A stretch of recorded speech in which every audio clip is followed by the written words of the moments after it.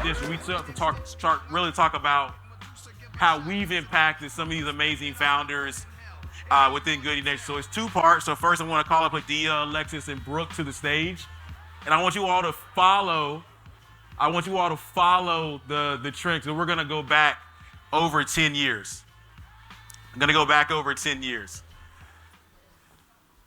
Super excited for this. I'm gonna grab this seat over here. Okay, so we're gonna do a quick round of introductions, then we're gonna start with Hadia. We're gonna go way back. So just everyone, just name of your company, 1-2 sentence description, and where you're based out of. Hello, everyone. My name is Brooke. I am the co-founder and CEO of Swella, or Swella Beauty. We're based here in Atlanta, Georgia, and we are a tech-enabled brain bar. Hi, my name is Hadia Mujahi. I'm the CEO and founder of HBCU VC. Hi, everyone. My name is Alexis Doolin. I'm the Investor Relations Manager with Goodie Nation. I'm a Customer Success Manager at a startup called InZero in climate tech. And I'll save the last one for last. Cool. Okay, so I'm super excited for this. Like really excited. No shade on the other panels, but I'm super excited because Hadia and I go way back. So Hadia, if you could, so a few things. It's weird. So I got an iPhone. They had an update. I didn't have enough storage on my iPhone to like clear out some stuff. And so they're like, look through a bunch of old photos, like they make the recommendation, right? So I go back and look through all the photos on my iPhone over like 15 years. I get to like 2013, and then this trip that I was able to take because of Adia and her crew to Facebook's headquarters back then pops up. So I want to talk a little bit more about your background before HBCU VC, Adia, but also you all may not know, I alluded to it earlier, Goodie Nation started out doing hackathons for good. The Goodie Nation it's inspired by hip hop and Goodie Mob, but it was hackathons for good, and it was Goodie Hack. Now, when I first started doing the hackathons in March 1st, 2014, I had never done a hackathon before in my life. I was a mentor at one hackathon put in by this organization called Black Founders in March of 2013. So, Hadia, if you want to just quickly give a backstory on Black Founders, and then we'll kind of go from there. Yeah, so we created an organization, I think it was like 2011, called Black Founders. And I think it's cool now to say Black Founders, but I'm telling you, in 2011, when we said Black Founders, you were like, oh, you can't say that, just say Founders. Yeah. But at that time in 2011, we saw the problem that now everyone has recognized, and we wanted to create a platform to support Black tech entrepreneurs. So myself, Monique Woodard, who is the GP at Cake Ventures, is a VC, Chris Bennett, who is the CEO and founder of Wonder School, and then Ukuku, who's now attorney at Meta, Facebook.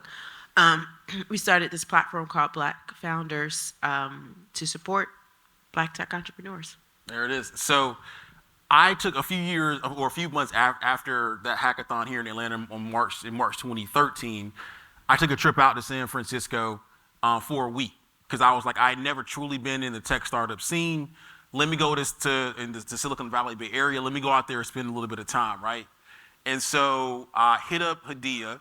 She was like, yo, UNCF is having their UNCF summit. They're bringing together all these HBCU presidents to go down to Facebook, talk to leadership and stuff like that. So she's like, yo, roll with me. I'm like, yo, I ain't got a ticket. I ain't got no registration. Basically, I'm paraphrasing here. You're like, let's do it. And so we got in the car early one morning and rolled down to their headquarters, right? And I actually got a photo of Sheryl Sandberg speaking in that room. It's a super small room. It's like 50 people, you know? And we're like the youngest people in the room by far. I met Chad Womack during that time.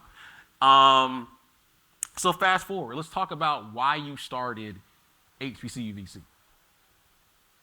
Yeah, so I think after running Black Founders, and I think you know this, you have all these magnificent founders that come through Goodie Nation. We had magnificent founders that came through Black Founders, but we still were, if you would, hit a ceiling where honestly, we really wanted the founders to receive the amount of funding that was required for their startups to grow to the levels that we wanted to see their peers grow at. And we just couldn't find the investors, the amount of investors who could see the value and the potential that we could for various reasons, including pattern matching. And so myself and Monique, we sat down, we talked about that something has to shift, right? And Monique took a very direct shift. She was like, well, I'm just going to be the investor to invest in them. And my shift, I feel like I have to always 10x something. I was like, well, I'm going to create 10 Moniques then. I'm going to try and take more. And so I created a platform called HBCU VC to create the next generation of investors who are going to be able to see the potential, to see the value, to help create or increase access to capital for our founders in our community. And what are you all doing now with the organization? Like, where is it now? Yeah, so this is 6 years for us. We have over 300 people, fellows who've gone through our program. The program has evolved, but right now we run the largest paid VC internship program in the country.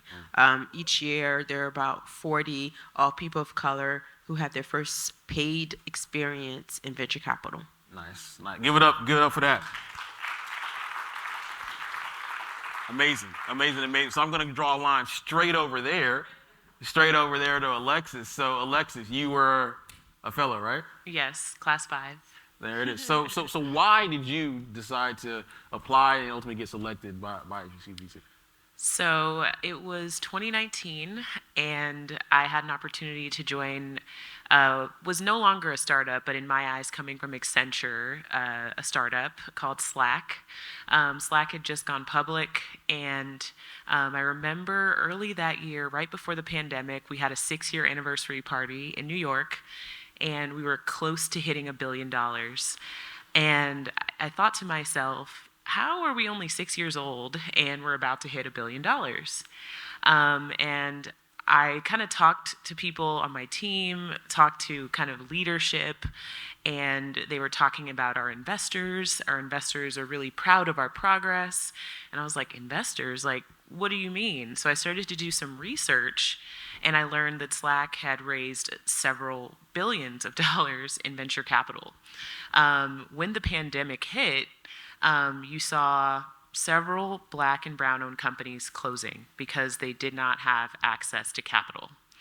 And in my mind, I was a bit confused because I saw founders who didn't look like me who were continuing to raise, whose companies were getting saved during the pandemic. And at the same time, I was introduced to HBCU VC through one of my classmates at Spelman, Toby Shannon, from class 4.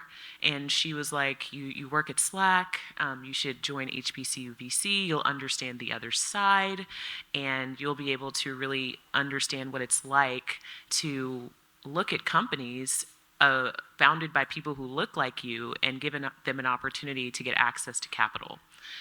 So it was really born out of seeing the disparity in the investments in founders of color and kind of seeing that all of the unicorns that are present in the United States were founded by people who don't look like me and they are not of my gender. And what can you explain a little bit about what you experienced during the program at HBCU? So first, there was an excellent curriculum that was on an online platform. So for me, I knew nothing about venture capital, so the curriculum allowed me to understand the fundamentals of venture capital. Didn't know what a cap table was. I didn't know what a term sheet was. So I basically through that curriculum learned all of those fundamentals. But I also met a community of people who were like-minded in wanting to provide access to capital to founders in our community. But also I was given an opportunity to work at a fund that was really world-renowned in its investments in not only companies, but also diverse founders. So Hadia talked about Cake Ventures. I worked on an investment memo where Foundry Group, which is the fund that I worked at, had invested in Cake Ventures. And the beauty of working at Foundry is that they understood the shift in venture capital and how diversity was going to be a key player in how capital is being deployed in the industry. So that was my experience. And of course, now I'm in a community of over 500 fellows.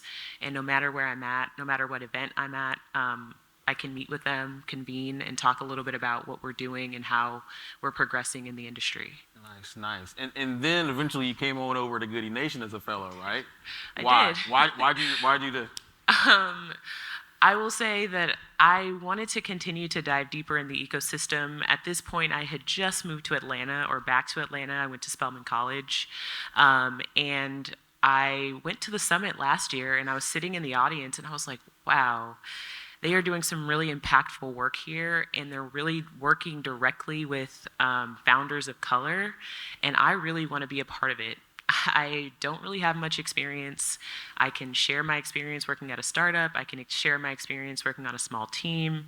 I come from a family of entrepreneurs, so I'll apply, and hopefully Joey will like me, and I'll get into the program. And I did, and so I've been with Goodie Nation for the past 8 months now. And what have you been doing? I'm an investor relations manager now. I work with our founders and help them get access to capital and resources, and I help to bring more investors into our community. So if you're an investor out there, please sign up and join our community. And part of that is also helping our founders prepare for any pitch competitions or any other ways that they can get access to capital, especially non-dilutive capital. There it is. So let's a perfect segue. I want to go over to Brooke. Yes. So Brooke, you come into our community via the partnership with Lenovo. You share a little bit about Swella. Can you share a little bit more, like how it works and why it's so innovative and stuff? Yeah, of course. So prior to starting Swella, I actually worked at Google. And of course, at Google, like a lot of companies, like there's a Black ERG, all of the Black women had a group chat where we would discuss where were y'all getting y'all's hair braided. Because the process of getting your hair braided, it is so burdensome. You have to go to multiple places. It's fragmented. And I felt like I could have this really nice experience all across my life at this point in my career. But when it came to servicing my hair, there was nothing kind of like, like a dry bar or great clips or super cuts that I could just conveniently access and go to. And so when I was in grad school, I had this idea to create a modern luxury braid bar. I knew two things had to be true to get it done. In the initial launch of our MVP, I realized I did not want to be a solo founder.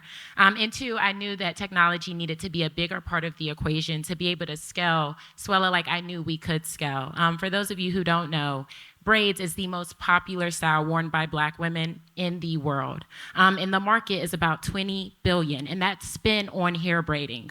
And we have a $30 billion market in the US, which is the textured hair industry, right? And there's a lot of people who aren't getting braids simply because they're difficult to access. And so we actually have a modern luxury braid bar here in Atlanta, Georgia, called Swella. We have a retail location. But yeah, the ultimate goal is just how can I get anybody who wants braid services, how can I allow them to access them in convenient ways globally? And so that's the greater vision and mission of Swella. There it is. And so, Brooke was selected for Venture Atlanta this year. So, amazing company. Okay. So as a part of our programming here at Goodie Nation, a few months ago, I don't know if it was late April or May or maybe even early June. Yeah. You were selected to pitch. I'm gonna share the insider, but just quickly, you were selected to pitch at Essence Festival this year, right? That's right. Okay. For New Voices. For New Voices. Their venture okay. fund. Mm-hmm. And so, I remember in the huddle, and at the time I was leading it. I think you said like, "Hey, listen, I'm looking for some advice on pitching. Can you read my deck or something like that?" Yeah. And so I was like, "Okay, I'm busy. I'm gonna point you to Alexis, right, for an investor readiness evaluation to go over your pitch deck." And so, can you share your experience with Alexis? Alexis, I want to ask you the same question, and then we're gonna go after what happened after that. Yes. First off, thank you, Alexis. So Alexis, Joey, you signed up Alexis for way more than a pitch deck because I did go in the conversation like, can we review my pitch deck? But the New Voices pitch competition was a 5-minute monologue. So you had 5 minutes, could not use any slides, no deck. And of course, because I have a tech-enabled business, I didn't really have a product to show at the time. And so we got on the phone to review my deck, and Alexis was doing such a good job. I was like, actually, at the end of the call, I said, I actually have a pitch. It's like a 5-minute monologue. You have any, experience in helping to craft something like that? Could we work on it together?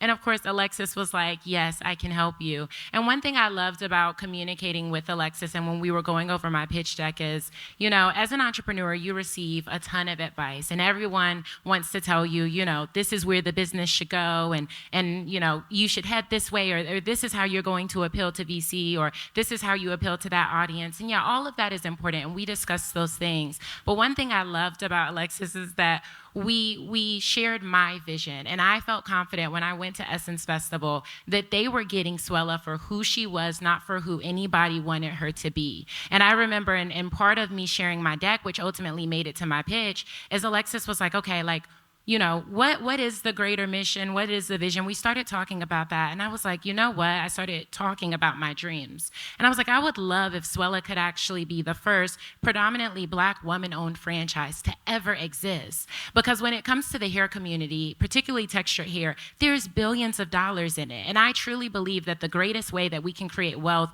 for our community is through ownership. And so if I can create the blueprint for a tech-enabled braid bar, and we can use technology to actually empower the managers or empower the business owner who, up until now has braided without any technology, has acquired her own customers just through word of mouth, I thought, wow, this could be something really special. And so Alexis and I talked about that, and she was like, oh, you got to put this in the deck, because at one point it wasn't in the deck. And then later we said, okay, we got to put this in the pitch. And anyone who was at the Essence Festival, at the end of my pitch, I had my phone, which had a picture as my screen cover of the 15 employees that we have at Swella in our Atlanta-based braid bar. And I said, look, this is who we do it for. Because one day they are receiving economic mobility through Swella that it's going to position them to, make hundreds of thousands by owning and licensing out the Swella brand. And so, yeah, thank you, Alexis. Well, damn. Well, so what is... Yeah, she did her thing. We really worked it out. What did you see, though? What's your perspective on it? So I'll just start by saying one of the things that I really love is understanding the why behind a founder's vision.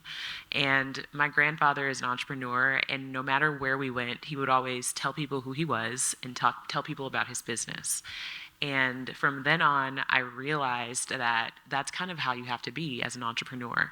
And so when talking to Brooke, I could tell that, you've talked to a lot of VCs. They tell you all the technical things that you need to put in your deck. Everybody knows the technical things, the problem, the solution, your revenue, your traction. But people really want to hear the story. They want to hear your why. That is your differentiator. And I think that part of asking these questions was really understanding all of the different elements that you're hitting through your business model. So Swella is not just a braid bar. You're giving people in the community jobs. You're providing people with an opportunity to potentially have economic mobility by owning their own braid bar. You're giving people the opportunity to employ other people. So there were so many layers to her story that I wanted to make sure that we included into the pitch and into the verbal pitch as well. And so that was kind of what I tried to break down and make sure that we highlighted during our session together. Nice. So in conclusion, so what happened? You go down to New Orleans, what happens? Yeah, so I have pitched in front of a lot of people, and I will say that speaking is one of my strong suits. I feel pretty confident. When I got up on that Essence stage, I was speaking to my consumer, and so that was by far the scariest pitch, because I was like, if what I say does not register with this audience, I need to go find something else to do. And so, yeah, I got up there. I was prepared. I had Alexis and I at that point had talked. I'd gotten down my script. I had memorized everything, and I said, okay, I'm gonna give it everything I got. I'm gonna speak from the heart if I forget anything, and it worked out. And that was early May. That was late May. June, July, and August, Swella averaged more than 75K a month in revenue. So Swella launched in last September as a pop-up from September through December. In January, we took over the space. We closed for a month so that we could renovate, make sure that the salon really felt like us. But since then, like my goal was by December, we would have 500K in revenue. And we actually have 440,000 already. And so I can say that we will absolutely exceed that. Thank you. And getting up there and speaking to that, I definitely believe, one, that gave me the confidence that what I am doing is making a difference. And even though everyone can't see it, because everyone won't see your vision, and that's okay. But I knew that the people that I was speaking to, they were understanding it. They were able to kind of make a connection on how big Swella could be, or the opportunities that we were going to provide to people who look like me. And that was absolutely worth it. And I also think we got a lot of traction from just being at Essence and being up on stage at New Voices. Like up until this point, the hair business has been historically a lot of word of mouth. We relied heavily on that. My background is in Google, and so I've also pushed a lot of Google ads. But we are just now, like next month, we will be starting to run social media marketing. All of this has been primarily through word of mouth and Google ads, which is primarily search-based. So people going and searching for braids or searching for Swella is our progress today. And so, the opportunity was amazing. Being able to make sure that once I was granted that opportunity, I conquered it, and having a community like Goodie Nation and Alexis to help me do so was imperative. But yeah, that's how things have been going. Oh, but you won though, right? Oh yeah, we won. Okay. Sorry.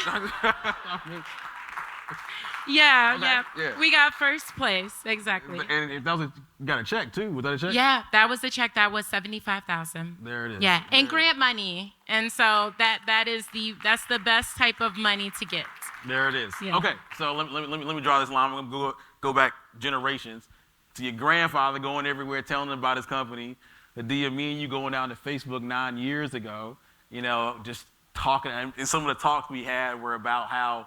I remember one talk in particular around how people in the Bay Area and startup founders in the Southeast just spend their time differently, right? We had just a relatively long drive in the morning, philosophical talk, and on the way back as well. To you then starting HBCVC with this big, hairy, audacious goal to 10x Monique, and you created another one with Alexis. I know, Alexis, you think you have something to share in a second. And then, Brooke getting into the Goodie Nation community, and you all connecting and you speaking in front of your audience and win 75K. That's the reason why we do what we do here at Goodie Nation, right? That's the reason why we had a little bit of the earlier talks around, what it means to be part of Goodie Nation and pay stuff forward and stuff like that. That's the type of stuff that puts some smiles in our face and warms our hearts. So Alexis, there's something else you wanted to share, right? I do. So through all the work with Goodie Nation, all of the success that I've had working with founders, I just landed my first VC role working for Capitalized VC based out of Chicago with Tessa Flippin. So super excited.